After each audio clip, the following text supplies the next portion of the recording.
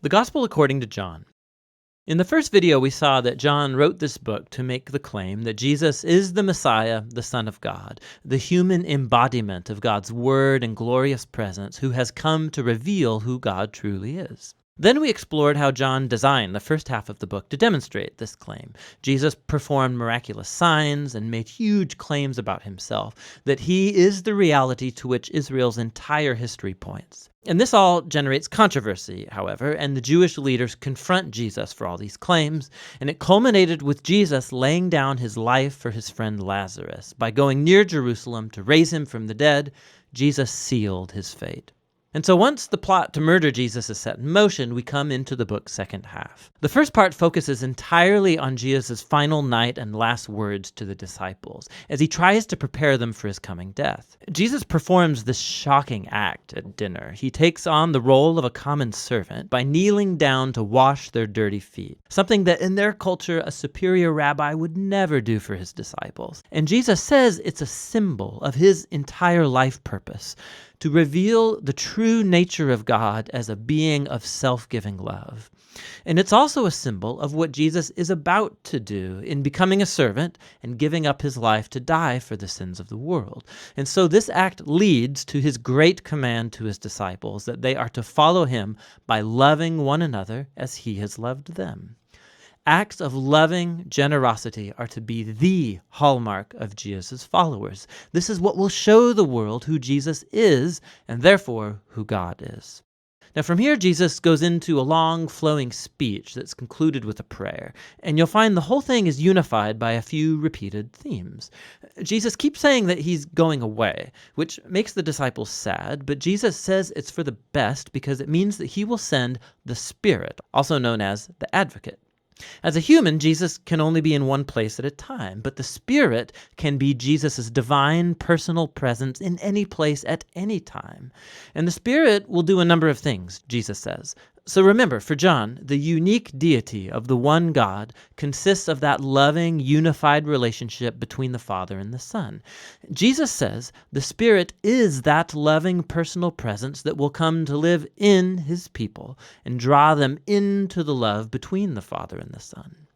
And so, Jesus says, his disciples are the ones who abide or remain in that divine love, the way that branches are connected to a vine. He's describing here how the personal love of God can permeate a person's life, healing, transforming, and making them new.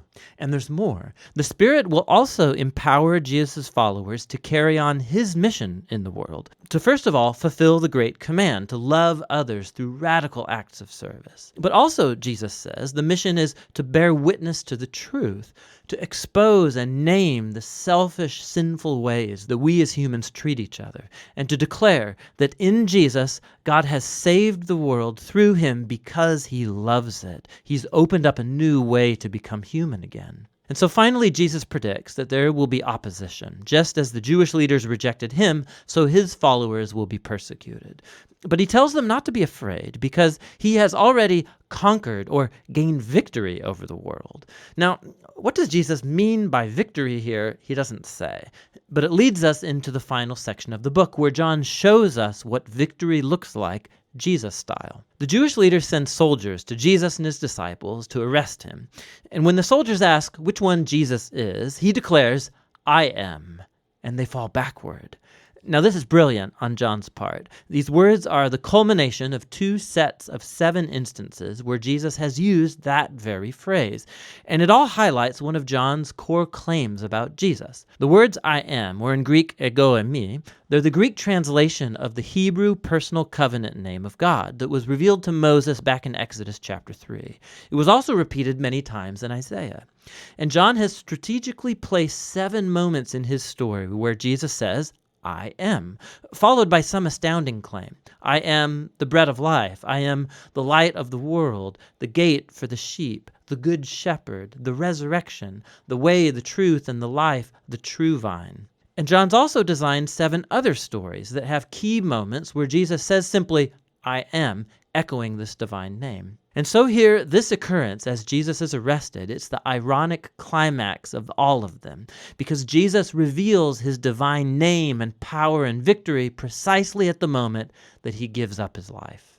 After this, Jesus is put on trial for his exalted claims to be the Son of God and the King of Israel, first before the high priest and then before the Roman governor Pilate, who has to take seriously anyone who's charged with claiming to be the King of Israel. And Jesus tells Pilate that my kingdom is not from this world, meaning that he is a king and that his kingdom is for this world, but it's radically different value system, its redefinition of power and greatness. None of this is derived from this world. Rather, they are defined by God's character that Jesus has revealed through his upside-down kingdom, which is epitomized by the cross. It's the place where the world's true king conquers sin and evil by letting it conquer him. And Jesus gains victory over the world through an act of self-giving love.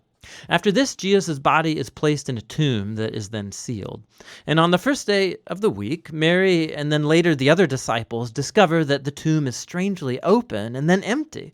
And then Mary, all of a sudden, she meets Jesus. He's alive from the dead.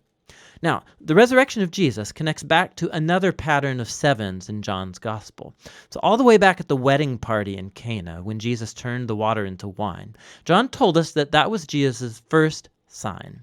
And he also identified the second sign, the healing of the sick boy in chapter 4. But after this, John just lets you keep count. And if you have, you'll have noticed that the sixth sign was the raising of Lazarus from the tomb, which Jesus performed at the cost of his own life. And so that, and all of the signs, they point forward to this seventh and greatest sign at the culmination of the story, Jesus' own resurrection from the dead. It vindicates Jesus' claim to be the Son of God, the author of all life, whose love has conquered death itself. After the empty tomb, Jesus then meets up with all the disciples, and he commissions them by sending the Spirit as he promised, so that his mission from the Father can now be carried on through them. After this, the book concludes with an epilogue that explores the ongoing mission of Jesus' disciples in the world. So a number of them are fishing and they're not catching anything. And so Jesus appears to them on the shore. They don't recognize him, though. And he tells them to cast their net on the other side of the boat. And when they obey him, they catch a huge amount of fish, and it's only then that they recognize him as Jesus. Now, John's offering here a picture of discipleship to Jesus. His followers will be most effective in the world when their focus is not on their work as such, but on simply listening for Jesus' voice and obeying him when he speaks. That's when they will truly see him at work in their lives. After this, Jesus talks with Peter and then commissions him as a unique leader in the Jesus movement, indicating that he too will give up his life one day. But in contrast to Peter, the last moments of the story focus on the author of this gospel, the disciple whom Jesus loved. And unlike Peter, his job was not to lead the Jesus movement, but rather to spend his long life bearing witness to Jesus so that others might believe in him. And that's actually what he's done right here by authoring this amazing story about Jesus, the Messiah, the Son of God. And that's what the Gospel of John is all about.